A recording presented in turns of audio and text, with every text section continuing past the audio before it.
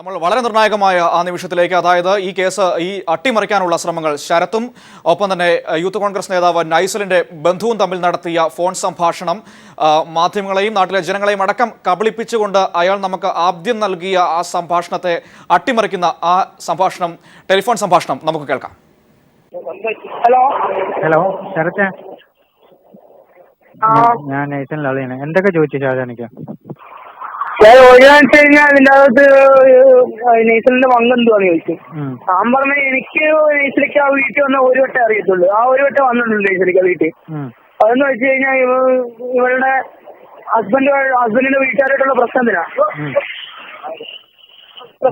അത് ഒത്തുതീർക്കാൻ വേണ്ടിയിട്ട് ചെന്നിട്ട് പണ്ട് ഓഫീസിൽ കൊണ്ടുപോയി ഒരു കത്ത് മേടിച്ചു കൊടുത്തു. അങ്ങനെയുള്ള ഒരു ഇത് മാത്രമേ ഉള്ളൂ വീട്ടിൽ വന്നതായിട്ടുള്ളൂ, ബന്ധമുള്ളൂ. അതിൽ പിന്നെ ഇതുവരായിട്ടും വന്ന പിന്നെന്ന് വെച്ചാൽ വേറെ ഇവിടെ പുറകെ ആൾക്കാണ്. അപ്പൊ നമ്മള് ഉള്ള ആള് അവിടെ അടുത്ത് ചെന്നപ്പം അറിയാൻ കഴിഞ്ഞെന്ന് വെച്ചാൽ ഈ പറയുന്ന പൂത്ര ഷാജിയും അന്തോളി ആരിസിന്റെയും പേര് അറിയാൻ കഴിഞ്ഞത്. നമ്മളപ്പോ അത് അവിടെ തുറന്നു പറഞ്ഞിട്ടുണ്ട്. പറഞ്ഞു എന്നിട്ട് പിന്നെന്ത് ചോദിച്ചു? പിന്നെന്ന് വെച്ച് കഴിഞ്ഞാൽ അവരുടെ പിന്നെ അധികം ചോദിച്ചില്ല. പിന്നെ നേഴ്സലുമായിട്ട് വേറെ പിന്നെ കുത്തി ചോദിച്ചു നേഴ്സലുമായിട്ട് വേറെ എന്തെങ്കിലും പരിചയം ഉണ്ടോ. അപ്പൊ നമുക്കറിയത്തില്ല അതിനെക്കുറിച്ച്. എന്ന് വെച്ച് കഴിഞ്ഞാൽ എന്റെ അറിവ് എനിക്ക് 100% ഉറപ്പ് എന്റെ ഇല്ലെന്ന് പറഞ്ഞു. പിന്നെ ഈ ഷാജിയുടെ ഒക്കെ എനിക്കറിയാമെന്ന് പറഞ്ഞു. ആർസിന്റെ ഷാജിയുടെ അടുത്തെടുത്ത് ചോദിച്ചാ അവര് എന്തിന്റെയൊക്കെയാണെന്ന് ചോദിച്ചു. അപ്പൊ ഞാൻ പറഞ്ഞോട്ട് ഒരാള് സ്വർണ്ണ വ്യാപാരിയാ, ഒരാള് ഇതുകൊണ്ട് പാർട്ടിയുടെ വലിയ ഇതാന്ന് പറഞ്ഞു, മുസ്ലിം ലീഗിന്റെ വലിയ ഇതാന്ന് പറഞ്ഞു. അതെല്ലാം കൃത്യമായിട്ട് പറഞ്ഞിട്ടുണ്ട്.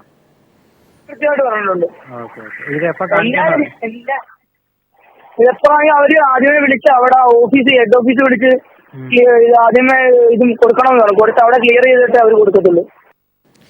ഷാജി വ്യക്തമായി, വളരെ കൃത്യമായി അവസാനം അദ്ദേഹം ചോദിക്കുന്നു, എല്ലാം കൃത്യമായിട്ട് പറഞ്ഞിട്ടുണ്ടല്ലോ എന്ന് തന്നെ. ഷാജഹാന്റെ പേരെടുത്ത് പറഞ്ഞുകൊണ്ടാണ് ഈ സംഭാഷണം ആരംഭിക്കുന്നത്. ഒപ്പം തന്നെ നൈസലിനോടുള്ള ബന്ധം, ചെന്നിത്തലയോടുള്ള ബന്ധം തുടങ്ങിയ കാര്യങ്ങളൊക്കെ ചോദിച്ചിട്ടുണ്ടോ എന്ന് ചോദിക്കുന്നു. 2 ഗുണ്ടകളുടെ പേര് താൻ പറഞ്ഞിട്ടുണ്ട്. ഒപ്പം തന്നെ അവർ മുസ്ലിം ലീഗിന്റെ ആളുകളാണ് എന്ന തരത്തിൽ പറഞ്ഞിട്ടുണ്ട്.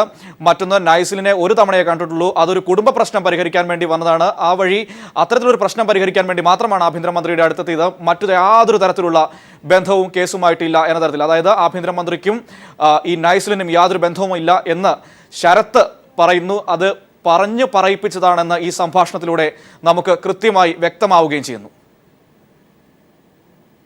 തീർച്ചയായിട്ടും മനു, കാരണം ശരത്തിനെ ഒരു കാര്യമാണ്. കാരണം നിലവിൽ ഇപ്പോൾ ശരത്ത് ഈ നൈസലിന്റെ ഒരു ബന്ധുവിന്റെ വീട്ടിലാണ് ശരത്തും അതോടൊപ്പം തന്നെ ഇപ്പോൾ ജയിലിൽ കഴിയുന്ന ശരണ്യയുടെ 2 വയസ്സ് മാത്രം പ്രായമുള്ള കുട്ടിയും കഴിയുന്നത്. അതുകൊണ്ട് തന്നെ അവർ ഇത്തരത്തിൽ ഒരു സമ്മർദ്ദം നടത്തി ഈ ശരത്തിനെ കൊണ്ട് ഈ കേസിൽ നിന്നും നൈസലിനെയും അതോടൊപ്പം തന്നെ ബന്ധപ്പെട്ട ആഭ്യന്തര വകുപ്പ് മന്ത്രിയെയും ആഭ്യന്തര വകുപ്പ് മന്ത്രിയുടെ ഓഫീസിനെയും ഒക്കെ രക്ഷപ്പെടുത്തുന്നതിനുള്ള ഒരു ശ്രമമാണ് നടത്തുന്നത്.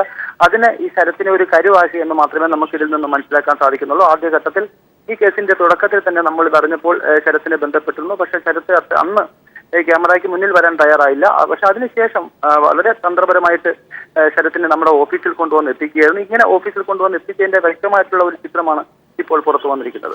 തീർച്ചയായിട്ടും ഷാജി, ഒരുപക്ഷെ സോളാറിന് ശേഷം അതേ രീതിയിൽ തന്നെ അന്ന് മുഖ്യമന്ത്രിയുടെ ഓഫീസായിരുന്നു പ്രതിസ്ഥാനത്ത് നിന്നിരുന്നെങ്കിൽ ഇന്ന് ആഭ്യന്തരമന്ത്രിയും ആഭ്യന്തരമന്ത്രിയുടെ ഓഫീസും പ്രതിസ്ഥാനത്തേക്ക് വരുന്നു. ആ ഓഫീസ് കേന്ദ്രീകരിച്ച് നടന്ന നിയമന തട്ടിപ്പിന്റെ വളരെ വിശദമായ വാർത്ത കഴിഞ്ഞ ദിവസം നമ്മൾ പുറത്തു വിട്ടിരുന്നു. എന്നാൽ ആ വാർത്തയെ അട്ടിമറിച്ചുകൊണ്ട് ഈ യൂത്ത് കോൺഗ്രസ് നേതാവിനും ആഭ്യന്തരമന്ത്രിക്കും ആഭ്യന്തരമന്ത്രിയുടെ ഓഫീസിനും യാതൊരു ബന്ധവും കേസുമായിട്ടില്ല എന്ന രീതിയിലേക്ക് എത്തിക്കാൻ വേണ്ടി ശരത്തിനെ കൊണ്ട് പറയിപ്പിക്കുന്നു. ഒരുപക്ഷെ ഷാജി പറഞ്ഞതുപോലെ ശരത്തിനെ ഭീഷണിപ്പെടുത്തിയായിരിക്കാം, അല്ലെങ്കിൽ ഇതിൽ കോടികളുടെ ഇടപാടുകൾ നടന്നിട്ടുണ്ടാകാം, വാഗ്ദാനങ്ങൾ വന്നിട്ടുണ്ടാകാം. തീർച്ചയായിട്ടും ഏകദേശം 2 കോടിയോളം രൂപയുടെ തട്ടിപ്പ് നടന്നതായിട്ട് ശരത്ത് തന്നെ സമ്മതിക്കുന്നുണ്ട്. പക്ഷേ ഇതിനേക്കാൾ ഉപരി 2 കോടിയിലധികം രൂപയുടെ തട്ടിപ്പ് നടന്നതായിട്ടാണ് നമുക്ക് ഈ കേസ് ആദ്യം അന്വേഷിച്ച ചില പോലീസ് ഉദ്യോഗസ്ഥരിൽ നിന്ന് തന്നെ വ്യക്തമാകുന്നത്.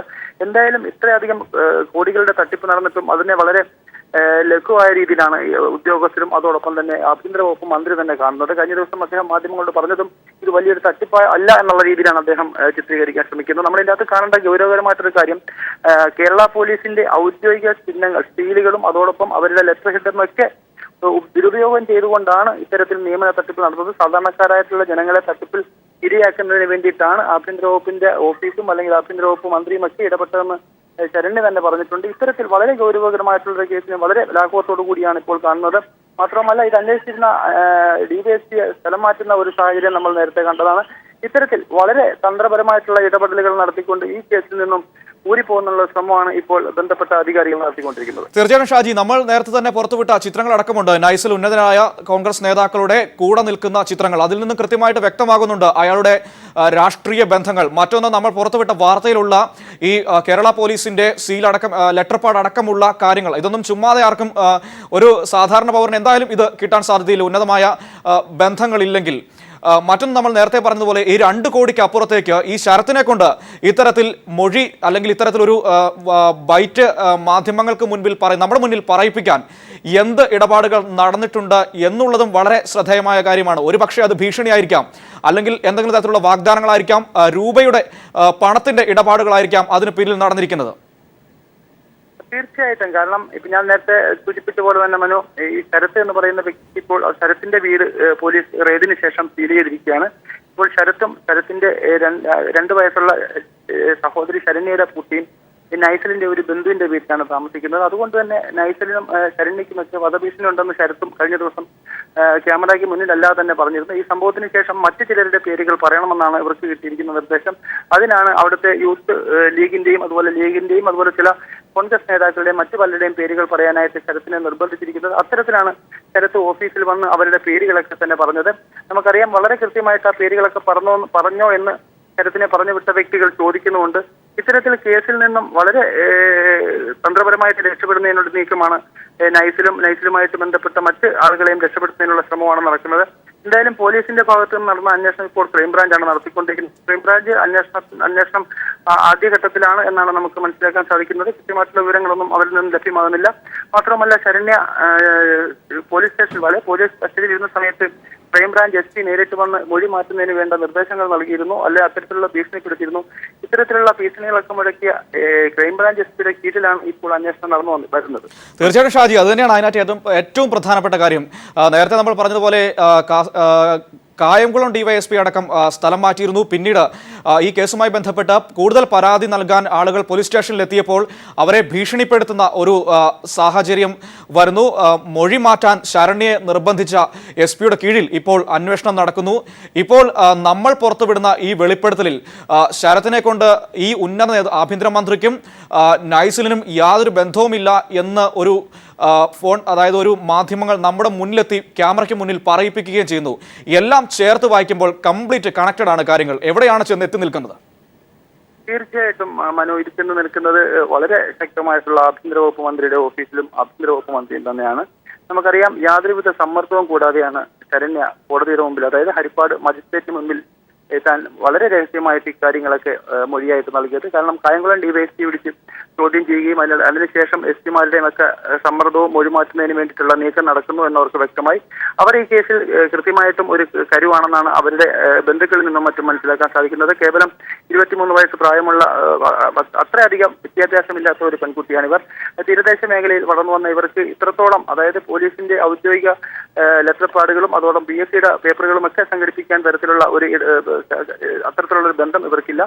അതുകൊണ്ട് തന്നെ ഇവരെ കരുവാക്കിക്കൊണ്ടൊരു പെൺകുട്ടിയെ മുന്നിൽ നിർത്തിക്കൊണ്ടുള്ള ഒരു നീക്കമാണ് നടന്നത്. അതിന് പിന്നിൽ പ്രവർത്തിച്ചവരാണ് ഇപ്പോൾ രക്ഷപ്പെടാൻ ശ്രമം നടക്കുന്നത്. അതിനു വേണ്ടിയിട്ടാണ് ഇത്തരത്തിലുള്ള ചില ഇടപെടലുകളും അല്ലെങ്കിൽ ഇത്തരത്തിലുള്ള ചില പുതിയ തന്ത്രങ്ങളുമായിട്ട് ഇവർ രംഗത്ത് വന്നിരിക്കുന്നത്. ഷാജി, മറ്റൊന്ന്, ഇത്തരത്തിൽ ശരണ്യ കേസുമായി ബന്ധപ്പെട്ട് ജയിലിലായി അവരെ കൊണ്ട് ഇത്തരത്തിലുള്ള നിയമ നടപടികളുമായി മുന്നോട്ട് പോകുന്ന പോലീസ് നൈസിലുമായി കേന്ദ്രീകരിച്ച് കൂടുതൽ അന്വേഷണത്തിലേക്ക് പോലീസ് നീങ്ങിയിട്ടുണ്ടോ? അത്തരത്തിൽ അന്വേഷണത്തിലേക്ക് നീങ്ങിയാൽ ഒരു പക്ഷേ ഈ പറയുന്ന ആഭ്യന്തരമന്ത്രിയുടെ ഓഫീസിലേക്കും ആഭ്യന്തരമന്ത്രിയിലേക്കും കാര്യങ്ങൾ നേരിട്ട് ചെന്നെത്തും എന്ന വ്യക്തമായ ധാരണ ഉള്ളതുകൊണ്ടാണോ ഇത്തരത്തിൽ നൈസിലേക്ക് കൂടുതൽ അന്വേഷണത്തിലേക്ക് പോലീസ് പോകാതിരിക്കുന്നത്, ക്രൈംബ്രാഞ്ച് പോകാതിരിക്കുന്നത്? തീർച്ചയായിട്ടും മനു, അങ്ങനെ തന്നെ വേണം നമുക്ക് അനുമാനിക്കാൻ. കാരണം ഈ കേസ് ഇപ്പോൾ പുറത്തു വന്നിട്ട് ഏകദേശം 1 മാസം ആകാൻ പോകുന്നു. ഇത്രയും കാലയളവിനിടയ്ക്ക് ഒരു തവണ മാത്രം നൈസലിനെ കായംകുളം പോലീസ് സ്റ്റേഷനിൽ വിളിച്ചു വരുത്തി ചോദ്യം ചെയ്യുക മാത്രമാണ് ചെയ്തത്. ഒരു ദിവസം ഏകദേശം മിനിറ്റുകൾ മാത്രം ചോദ്യം ചെയ്തതിനു ശേഷം അദ്ദേഹത്തെ വിട്ടയക്കുകയായിരുന്നു. പിന്നീട് ഇപ്പോഴും അദ്ദേഹം ഈ കേസുമായി ബന്ധപ്പെട്ട് ഇത്രയധികം വിവാദങ്ങൾ ഉണ്ടാകുമ്പോഴും അദ്ദേഹത്തെ പോലീസ് പിടിക്കാനോ അല്ലെങ്കിൽ പോലീസ് കസ്റ്റഡി എടുക്കുന്നതിനോ തയ്യാറായിട്ടില്ല. അദ്ദേഹം ഇപ്പോഴും നാട്ടിലുണ്ട് എന്നുള്ള വിവരങ്ങളാണ് നമുക്ക് ലഭിക്കുന്നത്. പോലീസ് ഇയാളെ പിടികൂടാൻ തയ്യാറാകുന്നില്ല, അല്ലെ ഇയാളിൽ കൂടുതൽ വിവരങ്ങൾ ശേഖരിക്കാൻ തയ്യാറാകുന്നില്ല. ഇത്തരത്തിൽ നൈസലിനെ പോലീസ് കസ്റ്റഡിയിലെടുക്കുകയോ കൂടുതൽ വിവരങ്ങൾ ശേഖരിക്കുകയോ ചെയ്തു വരുമ്പോൾ കൂടുതൽ തെളിവുകൾ പുറത്തു വരികയും അത് ആഭ്യന്തര വകുപ്പിന് തന്നെ ദോഷമായി മാറുകയും ചെയ്യുന്ന ഒരു സാഹചര്യം ഉണ്ടായാലോ എന്ന് കരുതിയിട്ടുമാവാം അദ്ദേഹത്തെ ഈ യൂത്ത് കോൺഗ്രസ് നേതാവിനെ മാറ്റി നിർത്തിക്കൊണ്ടുള്ള ഒരു അന്വേഷണം ഇപ്പോൾ ക്രൈംബ്രാഞ്ചും മറ്റും മുൻപോട്ട് പോകുന്നത്.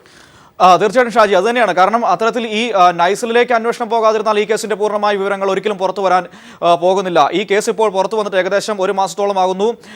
നമ്മൾ ഈ വാർത്ത പുറത്തു കൊണ്ടുവരുന്നു, മറ്റു മാധ്യമങ്ങളടക്കം ഈ വാർത്ത പിന്നീട് ചർച്ച ചെയ്യുന്നു, പത്രങ്ങളടക്കം. പക്ഷേ എന്നാൽ ഈ കാര്യങ്ങളൊക്കെ നടന്നിട്ടും ഈ നൈസലിനെ ഒരു തവണ വിളിച്ച് ചോദ്യം ചെയ്തു, കാര്യങ്ങൾ ചോദിച്ചറിഞ്ഞു എന്നതിനപ്പുറത്തേക്ക് ഈ പറയുന്ന ആരോപണങ്ങളുമായി ബന്ധപ്പെട്ട രീതിയിൽ ഒരു അന്വേഷണം പോകാനോ അതിൻ്റെ കൂടുതൽ കാര്യങ്ങളിലേക്ക് കടന്നു ചെല്ലാനോ തയ്യാറായിട്ടില്ല. കാരണം സംസ്ഥാനത്തെ പോലീസിനെ ഭരിക്കുന്ന മന്ത്രിയുടെ ഓഫീസും മന്ത്രിയുമായി ബന്ധപ്പെട്ട ആരോപണം വന്നിട്ട് പോലും അവർ അതിലേക്ക് പോകുന്നില്ല എന്ന് പറയുമ്പോൾ കൃത്യമാണ്, കാര്യങ്ങൾ വ്യക്തമാണ്. ഈ പോലീസിനെയും ക്രൈംബ്രാഞ്ചിനെയും കൃത്യമായി കെട്ടിയിട്ടിരിക്കുന്നു. അത് ആ അന്വേഷണം ഏത് രീതിയിൽ നടത്തണമെന്ന കൃത്യമായ മാർഗരേഖ അവർക്ക് മുന്നിൽ വച്ച് കഴിഞ്ഞിരിക്കുന്നു.